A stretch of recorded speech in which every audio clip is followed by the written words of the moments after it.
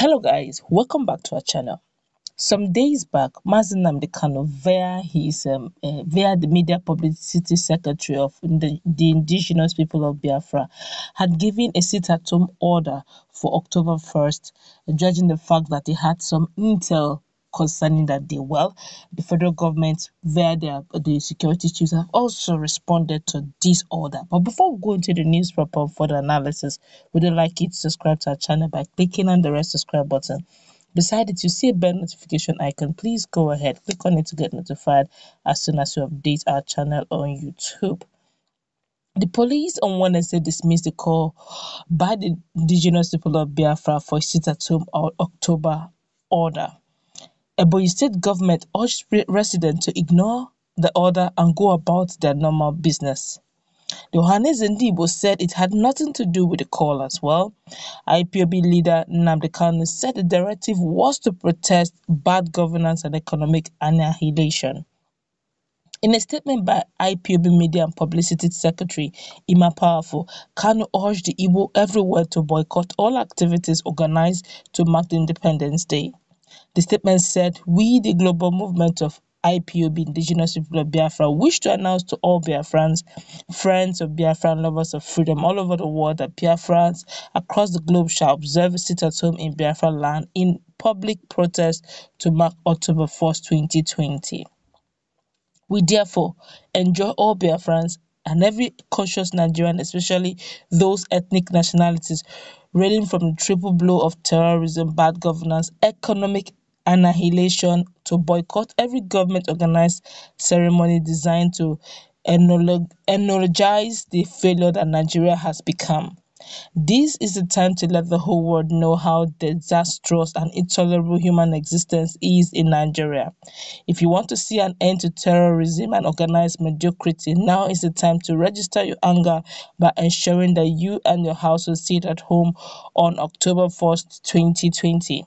Do not risk the life and the well-being of your children by allowing them to gather in groups in the open where terrorists may find it easy to blow them up or kidnap them. This order is to highlight our position and the resolve as Biafrans that we are no longer interested in propping up a crumbled state. The leadership of this great movement, in conjunction with supporters of Biafran freedom across the globe, has concluded every arrangement to let the whole world know and understand that we are no longer part of this shambolic monument to terrorism and failure.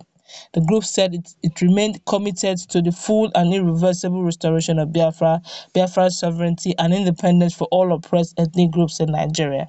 Ebonyi state government urged the people to go about their normal activities on October 1st as IPOB has no legal basis to compel anyone to stay at home. Commissioner for Internal Security and Border Peace Commissioner for Internal Security and Border Peace, Stanley Egma, said, "Who is IPOB to tell people to sit at home? That is the height of craziness on their own side. How can you tell people who have a family to sit at home? To do what? Will you come and put food on their table? In the first place, we don't even know if there is anything like IPOB existing in the state. People should disregard the said statement and go about their normal business on that day." Commissioner of Police in Ebonyi, Philip Mako, warned IPOB to stay clear of the state. He said the proscribed group does not have the right to tell people to sit at home. People have fundamental rights to movement. If you try to restrict their rights to move about and transact their lawful business activities, you are crossing the red line. If anyone tries to force people to sit at home, the police will not fail to deal decisively with such persons, he said. The Anambra State Police Command also urged residents to ignore the call. The spokesman, Mohammed Haruna, told our correspondent that IPOB remained banned and had no right to make the call. The Anambra State President of Ohaneze, Chief Damian Okeke Ogene, said the socio-cultural organization has nothing to do with the directive. Besides, he said Ohaneze has no control over IPOB. He said, "They have their modus operandi and we have ours. That means we have no control over them and they also don't have over us." Activist lawyer Emperor Obonna said IPOB lacked the right to compel non-members to stay at home. He told our respondent that the banned group would be infringed on or would be infringing on other people's rights by stopping them from exercising their right to movement. Obona said IPOB members and their sympathizers have the right to stay at home and to go out if they choose to. IPOB doesn't have the power to tell anybody in the southeast not to go about their business or go out, because not everybody belongs to IPOB. They cannot compel non-members to comply with their order. If they do so, they will be infringing on the rights of those who are not members. Wow. In a nutshell, Ohanes Ndibo had spoken, and Ohanes Ndibo have spoken, and also the police, the security, yes, the security officials have also spoken. Now, a very quick one. Some hours ago, a branch of Ohanese youth, actually, that's not Ohanese Ndibona, a branch of Ohanese youth, did not endorse the call of sit at home, but they said, well, that's the way to go. They kind of should I say, maybe they encouraged the sit at home order, but that was a branch. From all indication, it looks as if there's a caucus within the caucus of Ohanese Ndibo. It's like there's actually a dual facet face of Ohanese Ndibo, because this particular one is saying they do not have rights, they don't have right over IPOB, and IPOB doesn't have right over them. But there's another one that another group using a very unique name, saying that they actually support the move by Nnamdi Kanu. Their national publicity secretary, that's the other Ohanes Ndibo, yes, his name is Barrister Uche Achi Obuka. Now that's another person which is also different from Damian Okeke. You now see that sometimes one have to be very careful when it comes to the issue of Ohanes Ndibo, because there seems to be some sort of fracas. One is endorsing it, and the other one is saying, look, we are not among the governing body of IPOB. They are an organization of their own. We are an organization of our own. We do not supersede or superimpose our ideas or modus operandi on theirs. Ours is quite different. And if they have decided to, we don't have a say over them, but we are all saying that every Nigerian or every southern Nigerian or southeastern Nigerian have the freedom of movement.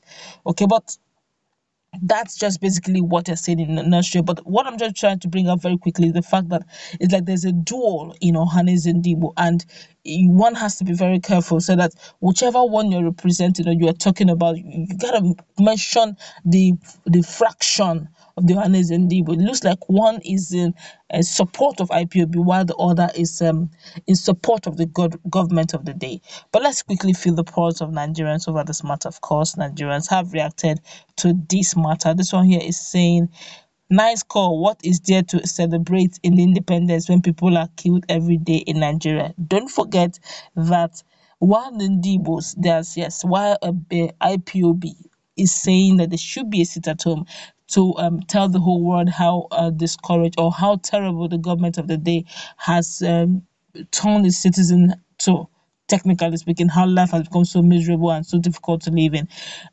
The other group, that's southwestern side, are of the opinion that that's the very day. I'm talking about Oduduwa nation. Some of them are saying that's the very day they would declare their nation.